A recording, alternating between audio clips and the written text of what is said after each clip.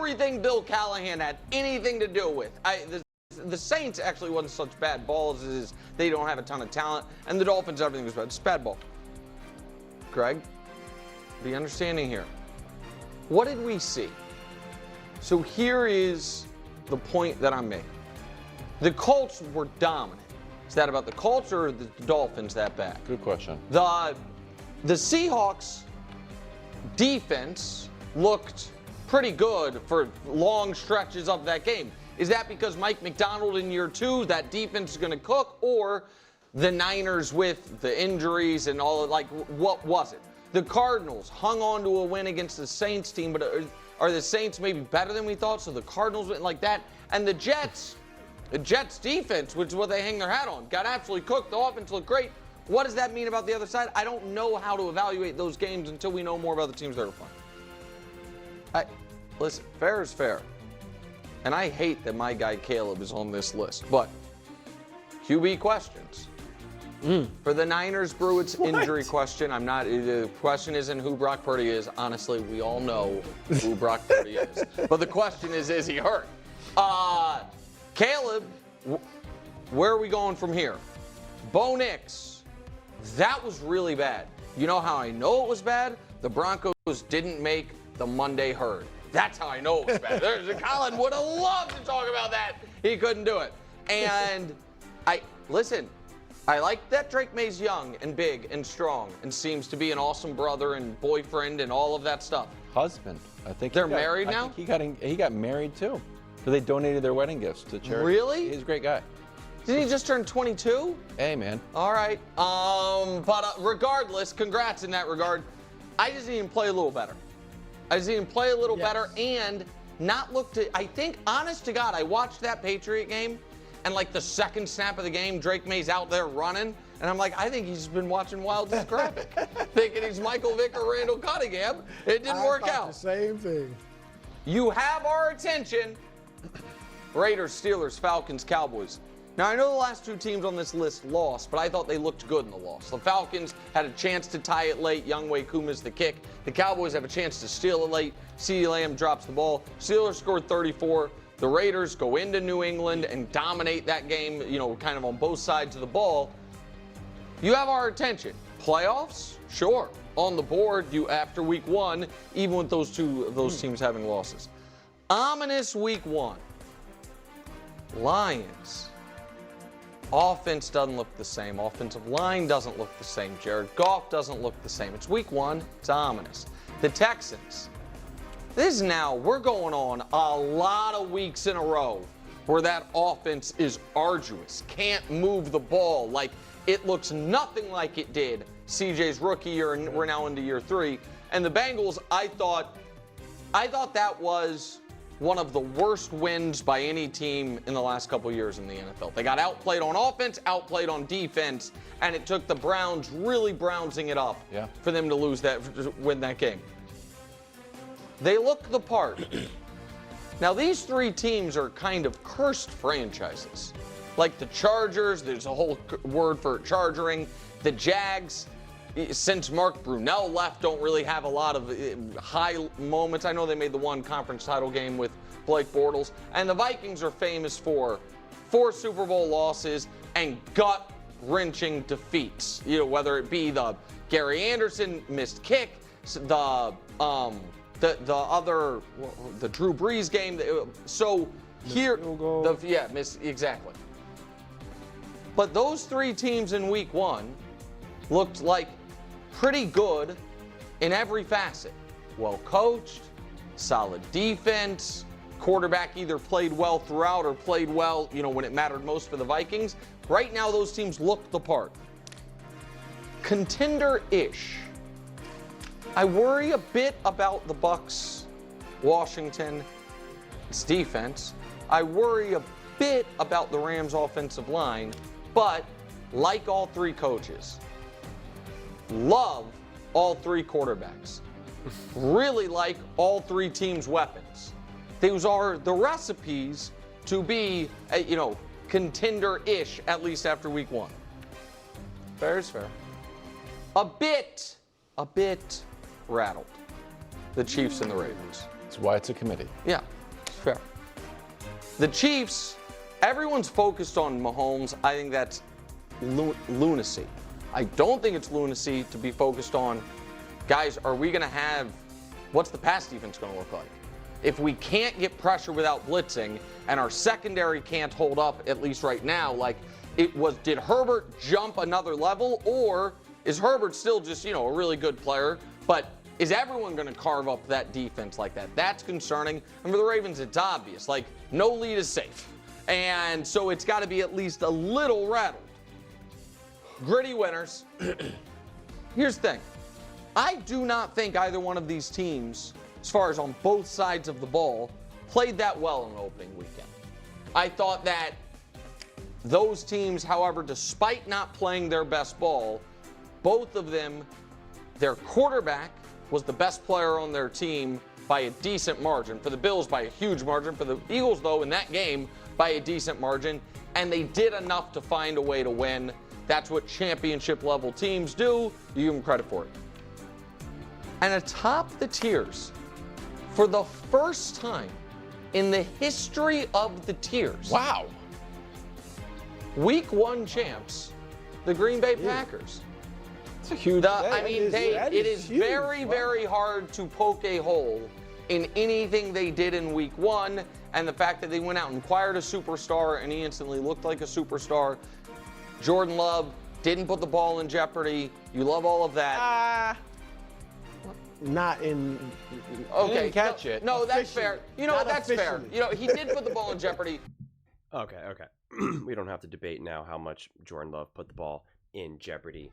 Let's talk about this incredibly messy tiers heading into week 2. Now, this is funny because this is obviously with the mountain and stuff, we know that it's a rich tapestry, so it's a lot of made up stuff.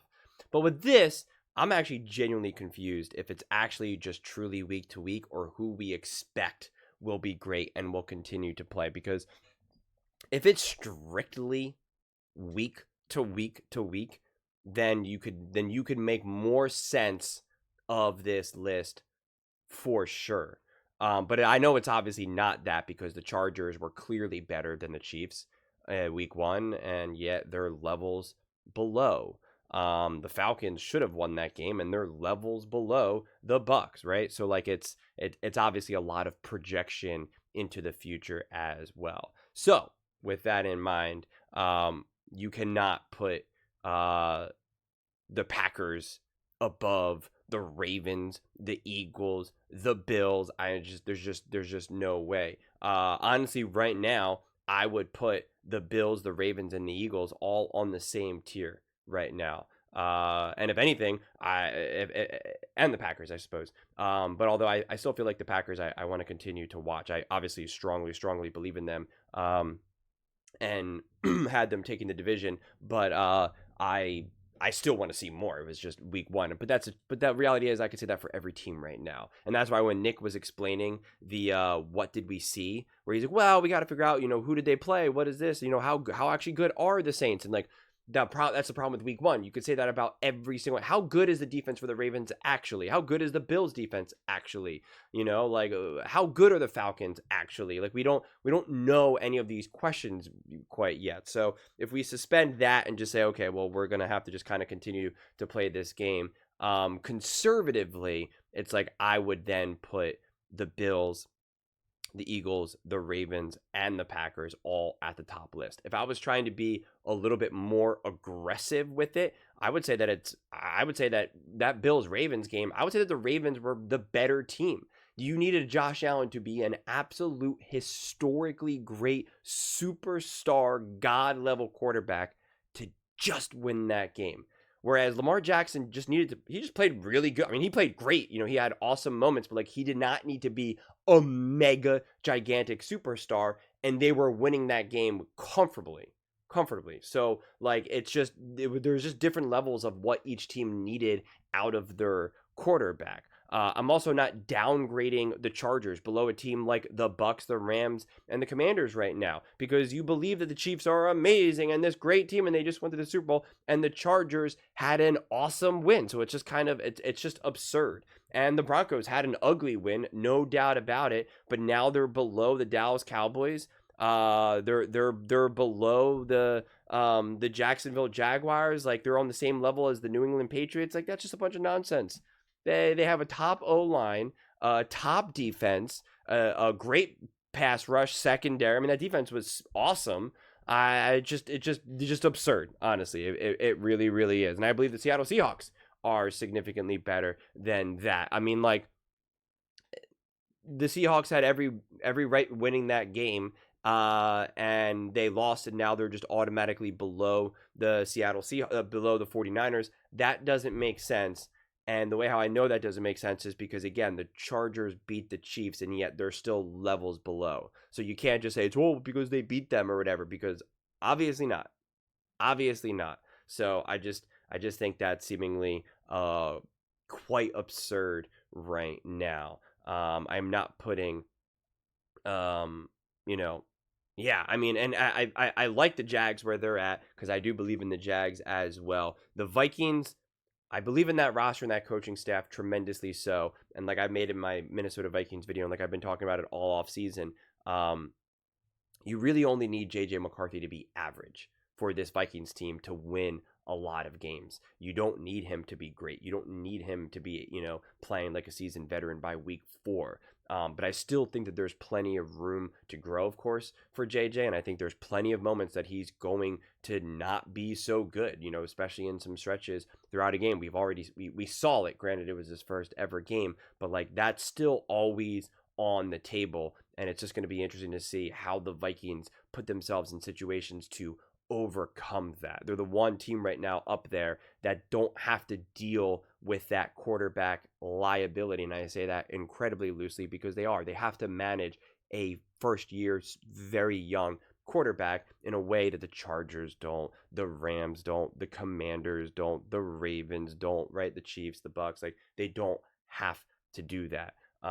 Which makes sense. So it's just like, yeah, I mean, it's I don't know. There's too many question marks right now with so many teams. Like, who are the Texans?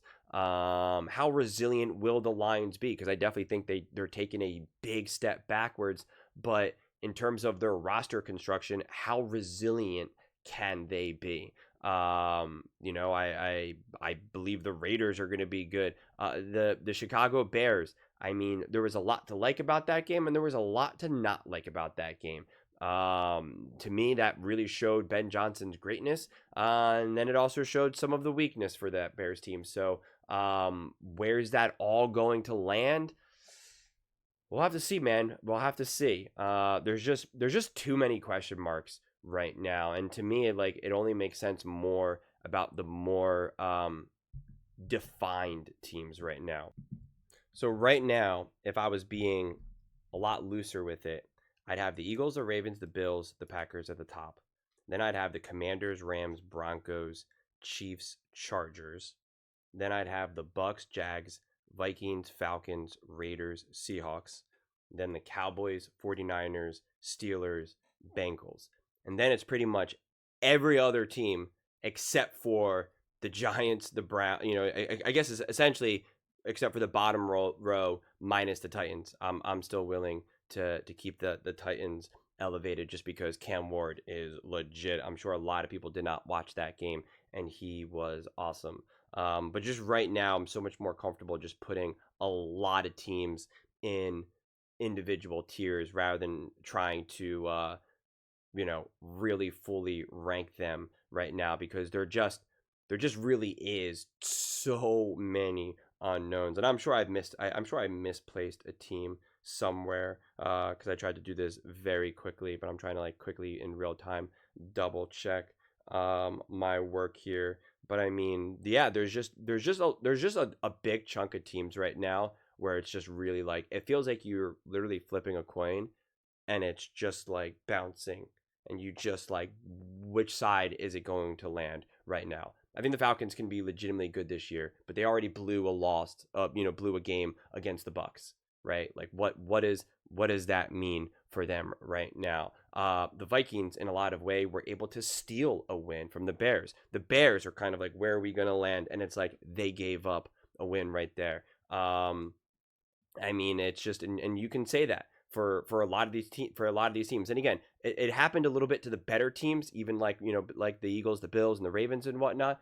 But those teams obviously have just more of a track record, especially with a lot of the continuity of their roster, that there's just a little bit less question marks around. Baker Mayfield was not good against the Atlanta Falcons, really, really inaccurate. And I made a Jags video, and I showed everyone the difference of the average depth of target and behind the line of scrimmage, screen passes, and that is what Liam Cohen did a ton with Baker and that offense. And they did it significantly less, like absolutely just like slashed in half.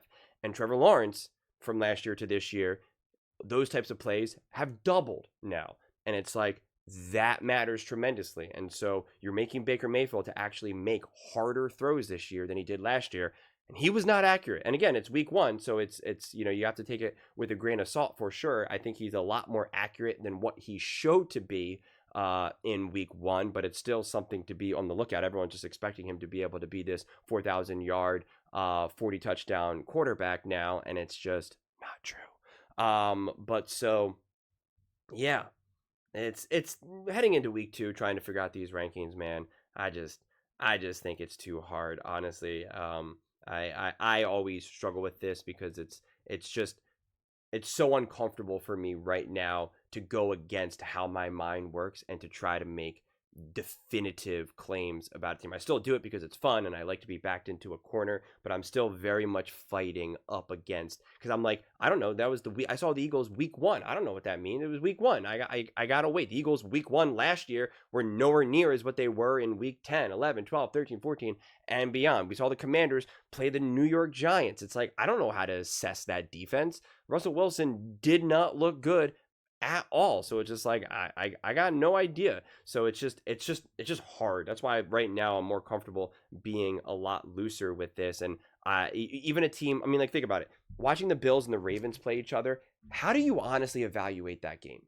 Seriously, at the end of the day, how do you legitimately, because those are 2 of the best quarterbacks of all time going head to head week 1. How do we make sense of that game? They both balled out, and Colin earlier today, he showed like the defensive stats for the Bills, and it was like, but it was against Lamar Jackson and the Baltimore Ravens looking for revenge in that game, week 1. Like, I don't know how to make sense of that. Maybe the Bills and the Ravens both have really good defenses or just average defenses, and when they go up against amazing otherworldly quarterbacks, that's what happens, right? Like, because he showed like, oh, look at their rushing defense, it was bad. It was like against Lamar Jackson and Derrick Henry, who have an absolutely devastating rushing attack. Will it be like that against the Houston Texans or the Cincinnati Bengals? Probably not. So it's just too limited. Even of going up against the Chargers and the Chiefs, it's like a divisional game in Brazil. Like, I don't really know how to make a ton of sense with all of it. Which is why I moving forward, I might do this. I've kind of talked about it more, about just really 100% no ifs, ands, or buts, making 0 projections and just going based off of how you are actually playing today, nothing more, nothing less, right? And it's not just wins and losses, it's just strictly quality of play, not trying to think too hard in terms of who you're playing against, at least this early in the season, since we don't really 100% know, and it's just like who looked like they were playing better football.